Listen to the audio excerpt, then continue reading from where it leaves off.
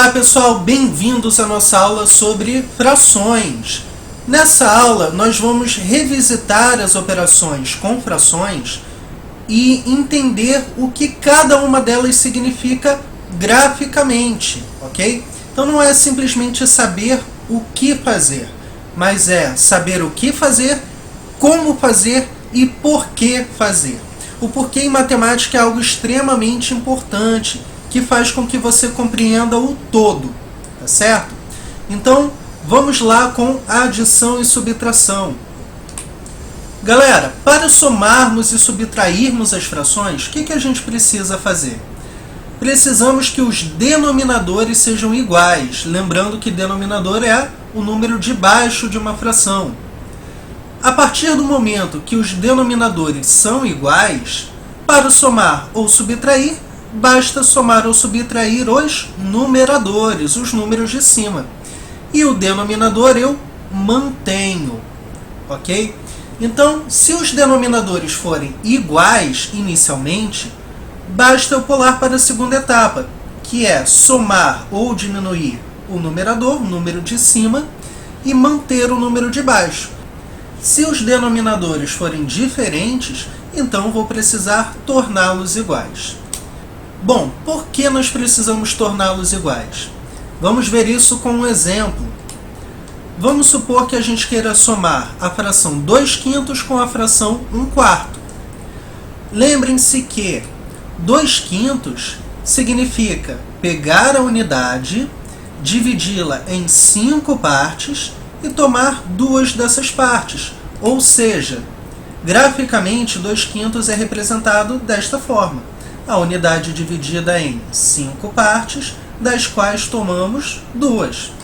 Da mesma forma, 1/4 significa dividir a unidade em 4 partes. Dessas 4 partes, tomamos uma. Eu não posso somar as frações da maneira em que elas estão representadas, porque cada parte que eu tomei tem tamanhos diferentes. Uma parte do 2/5 não tem o mesmo tamanho que uma parte do 1/4. Como os retângulos têm tamanhos diferentes, eu não posso somá-las. Eu preciso fazer com que elas tenham exatamente o mesmo tamanho. Para isso, o que a gente precisa fazer é achar frações equivalentes, utilizando o MMC. Em outras palavras, nós temos que mudar os denominadores para que eles fiquem iguais.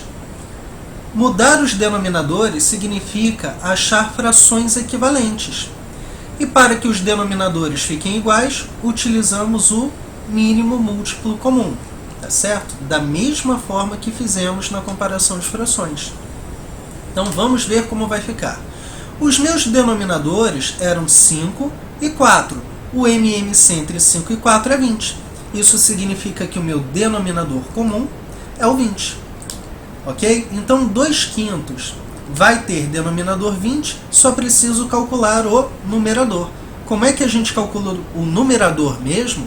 Bom, pegamos o 20, que é o meu novo denominador, dividimos por 5. 20 dividido por 5 é igual a 4. Pegamos esse 4, que é o resultado da divisão, e multiplicamos por 2, que é o numerador antigo. 4 vezes 2, 8, e a minha fração equivalente é 8/20. Da mesma forma, 1/4 passa a ter denominador 20, que é o nosso denominador comum. Vamos fazer o mesmo cálculo. 20 dividido por 4 é igual a 5. 5 vezes 1, 5, e essa é a nossa fração equivalente. Vamos representar ambas as frações graficamente. 8/20 é representado desta forma. A minha unidade foi dividida em 20 partes, das quais eu tomei 8. Mas reparem que essa fração, 8/20, representa a mesma quantidade que 2/5. Ainda tenho a unidade dividida em 5 partes, das quais eu tomei 2. Por isso que 2/5 é uma fração equivalente a 8/20. Da mesma forma, a nossa fração 5/20 é equivalente a 1/4. Então aqui nós temos a unidade dividida em 20 partes, das quais tomamos 5. Mas reparem que agora cada parte que nós tomamos é igual, tanto no 8/20 quanto no 5/20. Afinal, a nossa unidade, tanto em cima quanto embaixo, foi dividida nas mesmas 20 partes. Portanto, elas têm um tamanho igual. Se elas têm um tamanho igual, eu posso somá-las. Então, nosso resultado será 8 mais 5 sobre 20. É a soma dos nossos numeradores, ok? Então, 8 mais 5 sobre 20 é igual a 13 sobre 20. Representando 13 sobre 20 graficamente, nós temos esse gráfico. Ou seja, as mesmas 20 partes em que eu dividi a minha unidade, mas dessa vez eu tomei 13 partes, que é a soma de 8 com 5. Ok? Isso explica por que nós somamos os numeradores e mantemos o denominador, em vez de somar os denominadores também. Então, resumindo, o que nós fizemos foi, para somar 1/4 com 2/5, encontramos o MMC entre os denominadores, entre 5 e 4, achamos o valor 20. Encontramos frações equivalentes, 5/20 é equivalente a 1/4, 8/20 é equivalente a 2/5, e somamos os numeradores mantendo o denominador. Ah, professor, e se eu quisesse subtrair, como eu faria? O processo é praticamente o mesmo. Vou encontrar o MMC, 20, vou achar as frações equivalentes, mas agora, em vez de somá-las, eu vou subtraí-las. Então, para somar ou subtrair frações, nós podemos reduzir o processo a 3 passos muito simples. O primeiro passo é determinar o MMC entre os denominadores, para dividi-los em partes iguais. O segundo passo é encontrar as frações equivalentes. Achei o meu MMC, dividi pelo número de baixo, multipliquei pelo número de cima. Encontrei as frações equivalentes. E o terceiro passo, a cereja do bolo, somar ou diminuir os numeradores, dependendo da minha operação. O denominador eu mantenho, ok? Então, a justificativa gráfica é importante para que você entenda aquilo que está acontecendo. Como eu falei, não basta saber como fazer. Você tem que saber como fazer e por que fazer. Então, a ideia do gráfico é explicar o porquê. Mas é claro que quando você estiver resolvendo uma conta, uma expressão, você vai se preocupar mais com como fazer do que com o porquê. Por isso, esse resumo aqui em 3 simples passos. Próxima operação é a multiplicação. Nós sabemos que para multiplicarmos frações, basta multiplicarmos os numeradores e multiplicarmos os denominadores. Agora eu vou fazer a multiplicação tanto dos números de cima quanto dos números de baixo, sem a necessidade de igualar denominadores. Vamos ver um exemplo. 2/3 vezes 6/7. Então, para resolver essa operação, nós multiplicamos 2 com o 6 e 3 com o 7. 2 vezes 6, 12. 3 vezes 7, 21. Esse é o nosso resultado bem simples. Agora vamos ver a justificativa gráfica, que é o grande diferencial dessa aula. Então, como justificativa, nós temos esse gráfico representa os 6/7. A minha unidade foi dividida em 1, 2, 3, 4, 5, 6, 7 partes, das quais tomamos 6. Agora, o que significa encontrar 2/3 desses 6/7? Significa tomar 2/3 de cada parte, ok? Então, tomando 2/3 de cada parte, eu vou precisar dividir cada parte em 3. Fazendo isso, nós temos o seguinte gráfico. Reparem que cada parte, cada um dos sétimos, foi dividido em 3 partes. Agora, nós precisamos tomar 2 dessas partes. Então, na minha primeira parte, eu vou tomar 1, 2. Na segunda, vou tomar 1, 2 e assim sucessivamente. isso nos dá o seguinte gráfico. Esse gráfico nos diz que os 6/7 foram separados em 3 partes, cada um. Dessas 3 partes, tomamos 2. Isso significa que nós tomamos 2/3 de 6/7. Portanto, quantas partes nós tomamos ao todo? 2, 4, 6, 8, 10, 12. Tomamos 12 partes de quantas? 21. Portanto, o nosso resultado é 12 sobre 21, e essa é a nossa justificativa gráfica para a multiplicação. Resumindo a multiplicação, nós sabemos que basta multiplicar os numeradores e os denominadores, obtendo o resultado 12 sobre 21. Reparem que essa fração resultante pode ser simplificada por 3. Eu posso dividir numerador e denominador por 3, obtendo a fração irredutível 4/7. Agora, eu vou mostrar uma outra maneira de resolver essa multiplicação, que é simplificando os termos antes de efetuar o cálculo, da seguinte maneira. Esse 6, em vez de multiplicar pelo 2, eu posso dividi-lo pelo 3. O objetivo é reduzir os números antes da multiplicação, fazendo com que o nosso cálculo se torne mais rápido e a gente tenha menos contas para fazer. Então, pegando 6 e dividindo por 3, eu vou cancelar. O número aqui de cima vai ficar o nosso resultado 2. E o número de baixo fica 1. Ok? Então, o nosso resultado será 2 vezes 2 dividido por 1 vezes 7, obtendo o nosso resultado 4/7. Então, sempre que for possível, numa multiplicação de frações, você reduzir os termos por meio da simplificação, faça isso, porque o seu cálculo ficará cada vez menor e mais rápido de se fazer. Assim, você está aumentando suas chances de acertar a questão. Afinal, pode parecer um cálculo simples, e de fato é, mas na maioria das vezes a questão não vai se resumir a esse simples cálculo. Esse cálculo será só uma pequena parte de todo o desenvolvimento da questão. Então, quanto mais rápido e mais seguro você conseguir fazer, melhor. Vamos para esse exercício resolvido. Calcular 3/6 dos 7/4 dos 8/18 de 36. São muitas frações, então para a gente não se perder nesse tipo de problema, o ideal é montá-lo de trás para frente. 8/18 de 36 significa pegar o 8/18 e multiplicá-lo por 36. Então, nós temos 8/18 vezes 36.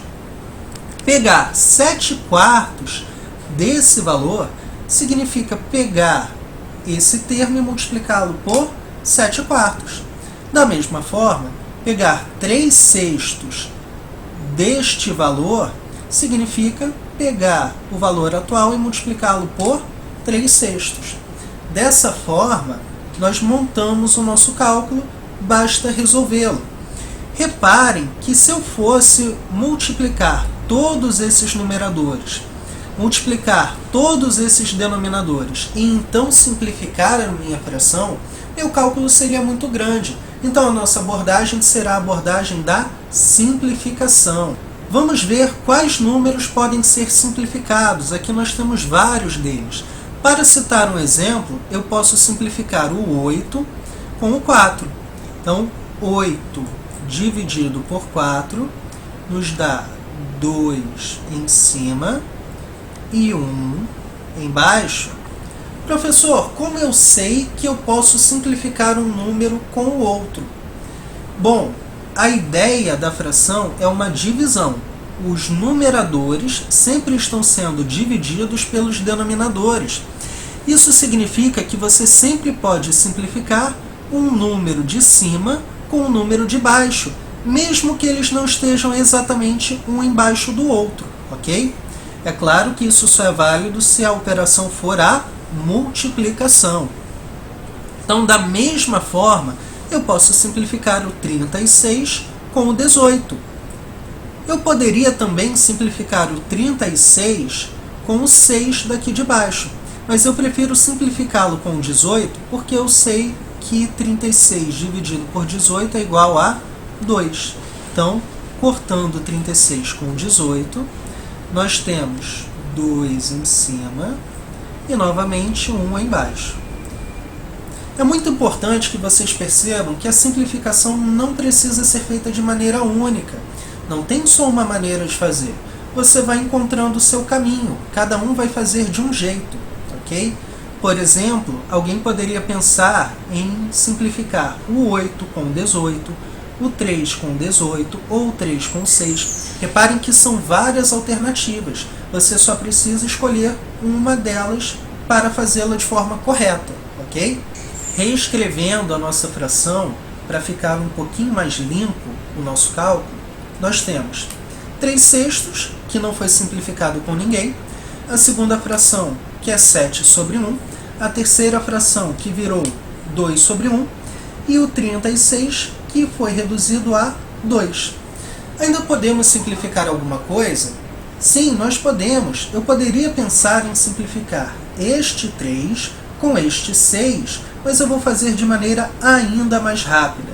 Reparem que 3 vezes 2 é igual a 6. Então eu vou multiplicar esses valores.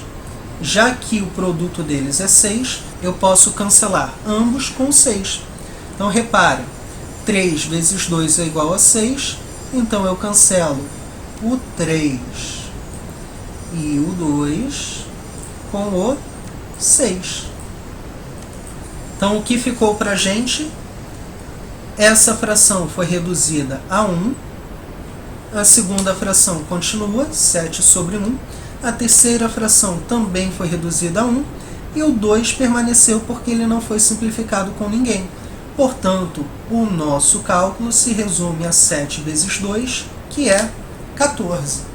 Então, novamente, vamos nos concentrar em como a simplificação foi importante. Por meio da simplificação, nós podemos reduzir os nossos números até que o nosso cálculo se resumisse a algo extremamente simples de se fazer quanto o 7 vezes 2. Se eu escolhesse não simplificar, o meu cálculo seria muito maior, ok? Então sempre procurem simplificações quando possível. Vamos agora à quarta e última operação, que é a divisão.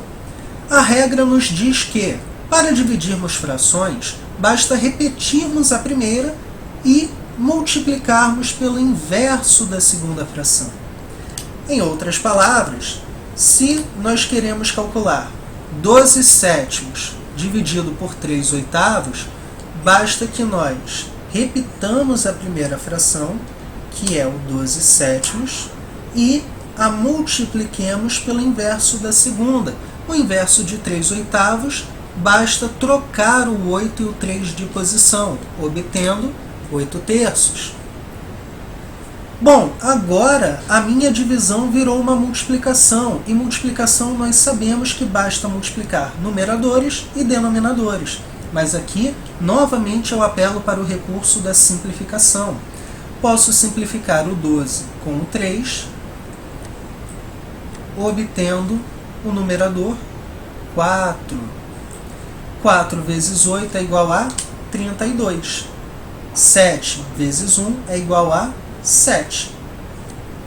Vamos nos lembrar que, quando cancelamos por meio de uma multiplicação, o número não simplesmente desaparece. Ele foi dividido por 3, então nosso resultado é 1, ok? Tomem esse cuidado, porque se você cortar, vai parecer que o número simplesmente desapareceu. E se ele desapareceu, alguém poderia colocar 0, o que seria um erro muito grave. Então, tenham em mente isso.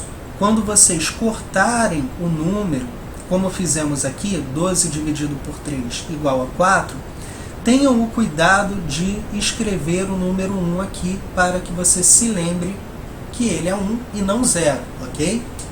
Bom, vamos fazer a justificativa da divisão entre frações. Como a divisão vai recair na multiplicação, não vamos utilizar agora uma justificativa gráfica. Vamos utilizar uma justificativa aritmética. Então, nosso cálculo inicial era 12 sétimos dividido por 3 oitavos. Se eu multiplicar ambos os termos dessa fração pelo mesmo valor, a fração não se altera.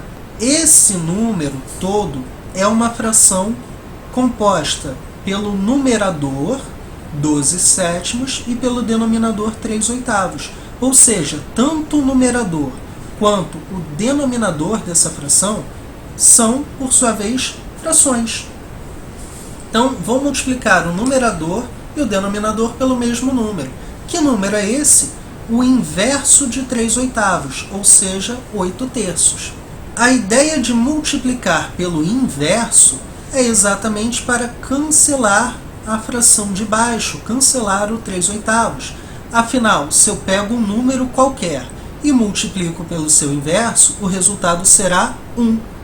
Como o denominador será 1, eu posso simplesmente abandoná-lo e lidar somente com o numerador. Repare, o numerador dessa fração será 12 sétimos vezes 8 terços e o denominador será 1, que é o resultado da multiplicação de 3 oitavos por 8 terços. Quando nós pulamos diretamente desta parte para esta, ou seja, quando nós aplicamos a regra, dá a impressão de que o que fizemos foi repetir a primeira fração e multiplicar pelo inverso da segunda, ok? Essa é a justificativa para a divisão de frações. Vamos agora a um problema bem famoso, cuja abordagem se dá explicitamente pelas operações com frações. O problema das torneiras é um problema clássico de frações. Vamos acompanhar. Uma torneira enche um tanque vazio em 4 horas. Outra torneira enche o mesmo tanque em 6 horas. Quantas horas as duas juntas levarão para encher o tanque vazio, sendo ambas abertas ao mesmo tempo? Então eu tenho um tanque vazio e duas torneiras. A primeira sozinha enche esse tanque em 4 horas, a segunda sozinha enche esse tanque em 6 horas. Pessoal, reparem que essa é uma questão de múltipla escolha e eu já posso eliminar alguma das alternativas de maneira imediata. A primeira pegadinha que se pode pensar é o seguinte: bom, para resolver o problema basta somar a quantidade de horas. Isso seria um grande erro. Afinal, se uma sozinha enche o tanque em 6 horas e eu tenho outra torneira auxiliando, eu deveria levar menos de 6 horas e não mais. Então não faz sentido nenhum somar a quantidade de horas, somar os tempos. Afinal, o tempo vai diminuir e não aumentar. Então já eliminamos a alternativa 10 horas. Por outro lado, a alternativa 5 horas também não faz sentido. Alguém poderia pensar, são duas torneiras, então além de somar 6 mais 4 igual a 10, eu preciso dividir por 2, obtendo 5 horas. Seria a média entre as duas. Mas isso, obviamente, também não faz sentido. Reparem que, se eu tenho uma torneira que enche o tanque em 4 horas, eu tenho uma segunda torneira auxiliando, eu deveria levar menos de 4 horas para encher esse tanque, e não mais de 4 horas. Portanto, a alternativa B também está errada. Ficamos com as alternativas C e D, e agora vamos para a solução do nosso problema. Sabemos que, em 1 hora, a primeira torneira enche 1/4 do tanque. Poxa, mas professor, onde que o enunciado afirma isso? Reparem que o enunciado afirma que a primeira torneira enche todo o tanque em 4 horas. Então, em 1 hora, ela vai encher 1/4 desse tanque. Ou seja, passadas 4 horas, o tanque estará completamente cheio. Bom, seguindo esse raciocínio, Em 1 hora, a segunda torneira encherá 1/6 do tanque.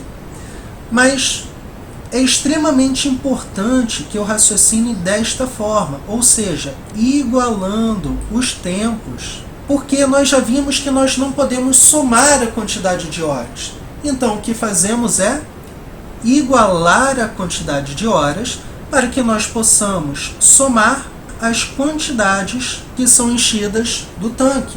Portanto, trabalhando juntas, as duas torneiras encherão 1/4 do tanque mais 1/6 do tanque em 1 hora.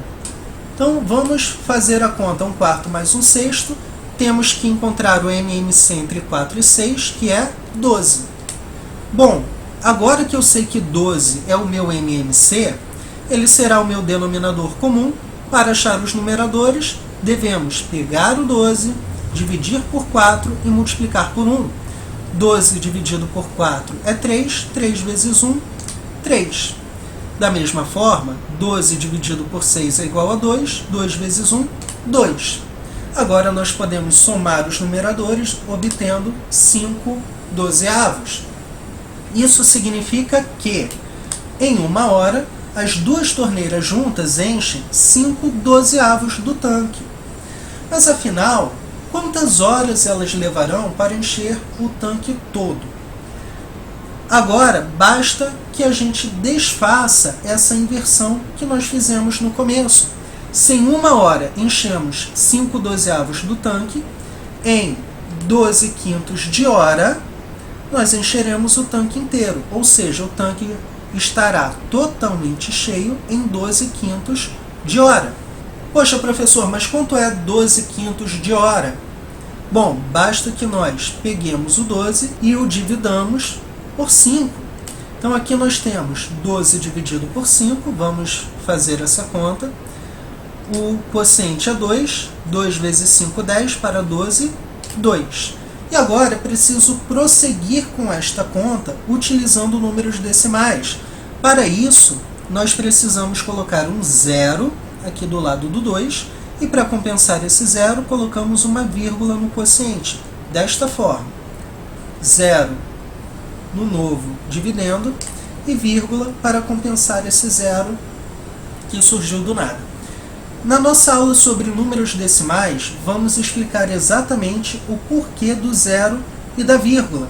Mas aqui basta você saber que a ideia é colocar o 0 significa multiplicar por 10 e colocar a vírgula significa dividir por 10. Então eu estou fazendo uma pequena compensação que me permite continuar a conta.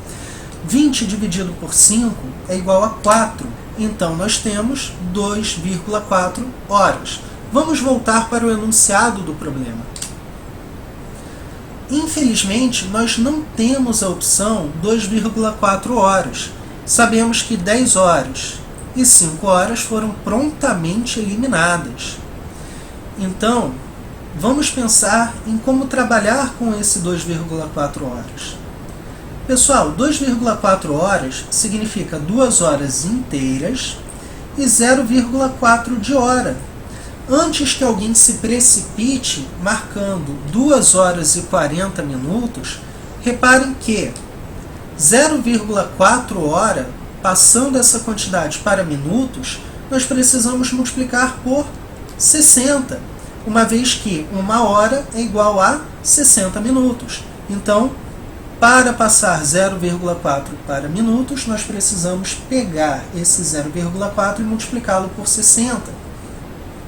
O resultado disso, de forma bem simples e prática, é 4 vezes 6, 24. E reparem que esse 0 apareceria do lado do 24, ou seja, 240.